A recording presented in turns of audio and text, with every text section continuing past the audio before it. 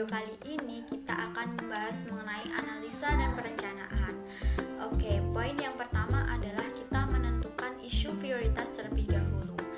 Aku di sini fokus terhadap isu di bidang sosial masyarakat, di mana tema yang aku ambil mengenai penguatan terhadap masyarakat agar tetap survive di masa pandemi. Oke, dan yang kedua adalah mengenai analisa masalah. Nah, kira-kira analisa masalah apa aja sih yang ada di desaku saat ini? Oke, yang pertama adalah dalam bidang pendidikan. Seharusnya anak-anak ataupun mahasiswa bisa melaksanakan aktivitas kegiatan belajar mengajar di luar rumah atau istilahnya di sekolah atau di kampus. Nah, namun adanya pandemi kali ini mengharuskan kita untuk melaksanakan kegiatan belajar mengajar di rumah. Nah, sebelumnya di desaku itu ada program belajar namanya Rumah Mentari. Kira-kira apa sih Rumah Mentari itu? Nah, Rumah Mentari adalah fasilitas belajar untuk anak-anak di Desa Manjung dari SD sampai SMP, di mana mereka bisa mengonsultasikan materi yang dirasa sulit kepada kita. Nah, kegiatan dilaksanakan di Balai Desa setiap hari Minggu jam 9 sampai jam 11. Selain konsultasi mengenai materi, kita juga bergerak dalam bidang literasi. Nah, untuk kegiatan literasi kemarin adalah acara dongeng bersama. Namun, karena adanya PPKM sehingga kegiatan kita ditunda terlebih dahulu sampai waktu yang belum bisa ditentukan. Itu untuk analisa masalah di bidang pendidikan. Dan yang kedua adalah dalam bidang keagamaan. Dalam bidang keagamaan sendiri biasanya untuk anak-anak ada kegiatan TPA, dan untuk orang tua ada kegiatan pengajian rutinan. Pengajian rutinan tersebut dilaksanakan setiap hari Kamis dan Minggu pagi. Namun adanya pembatasan kegiatan masyarakat mengharuskan kegiatan ditunda terlebih dahulu sampai waktu yang belum bisa ditentukan. Oke, lanjut ya. Yang ketiga adalah masalah ekonomi. Nah, dalam bidang ekonomi sendiri ada beberapa kasus nih. Yang pertama adalah penurunan pendapatan sekitar 30% dari biasanya. Dan yang kedua ada sebagian masyarakat yang terpaksa harus dirumahkan. Dan yang ketiga untuk usaha mikro seperti pembuatan kerupuk kulit itu mengalami penumpukan barang. Seharusnya barangnya bisa didistribusikan di pasar-pasar. Namun karena PPKM darurat kali ini terpaksa untuk pendistribusian harus ditunda. Nah, akhirnya terjadilah penumpukan dan berakibat juga pada income mereka. Nah, itu untuk masalah di bidang ekonominya. Nah, untuk di bidang sosialnya sendiri biasanya itu ada kegiatan kerja bakti, perkumpulan ibu-ibu PKK, dan perkumpulan remaja masjid. Namun lagi-lagi nih, karena adanya PPKM mengharuskan kita untuk menunda dulu kegiatan-kegiatan yang sekiranya beresiko untuk menimbulkan kerumunan, itu ditunda terlebih dahulu sampai waktu yang belum bisa ditentukan. Oke, lanjut.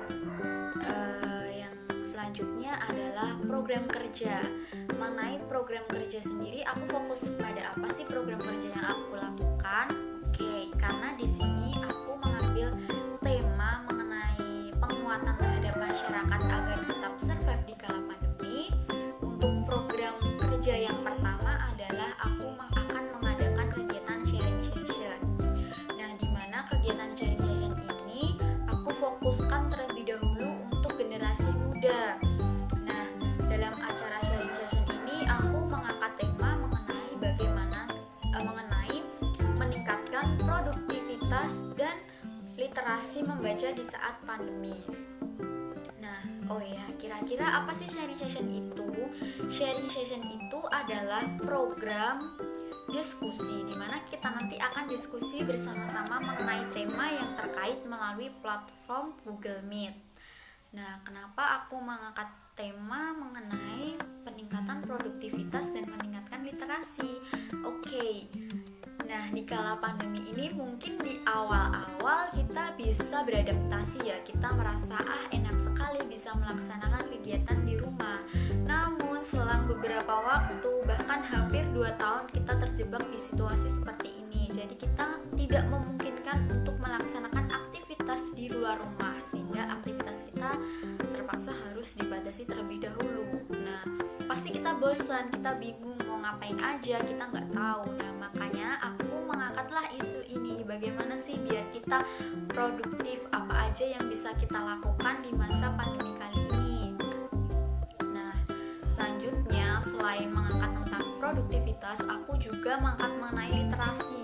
Bagaimana sih biar kita bisa meningkatkan literasi? Terus apa sih pentingnya literasi? Oke, di sini di masa-masa saat ini pasti teman-teman tahu kan, kayak banyak banget nih artikel-artikel web-web yang mengangkat mengenai berita yang sifatnya hoax. Kalau kita tidak memiliki kemampuan berliterasi atau kita tidak memiliki minat baca, pasti kita sulit menentukan mana sih yang sifatnya fakta dan mana sih yang sifatnya hoax. Nah, takutnya ketika kita membaca berita-berita yang sifatnya hoax itu akan membuat kita menjadi overthinking. Nah, itu kan pasti kita jadi berpikir, wah kira-kira menakutkan sekali berita itu. Nah, maka perlu adanya minat literasi yang bagus buat bisa membedakan antara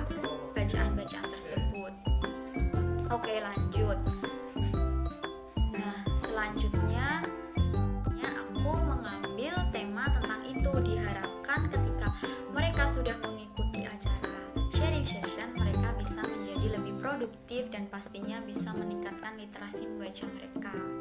Itu untuk program kerjanya. Nah, terus untuk publikasinya gimana sih? Oke, di sini aku memanfaatkan media sosial seperti Instagram, WhatsApp, dan Telegram. Nah, untuk Instagram aku meminta bantuan pada akun kampusku untuk mempublikasikan pamflet yang aku kirim agar diketahui oleh khalayak umum. Selain itu aku juga meminta bantuan kepada teman-temanku untuk mempublikasikan. Oke, itu untuk kegiatan di minggu kedua KKN mengenai analisa dan perencanaan. Oke, sampai di situ aja ya teman-teman. Jika ada salah kata, aku memohon maaf. Dan tetap semangat buat kalian. Tetap jaga kesehatan. Jangan lupa dikuatin lagi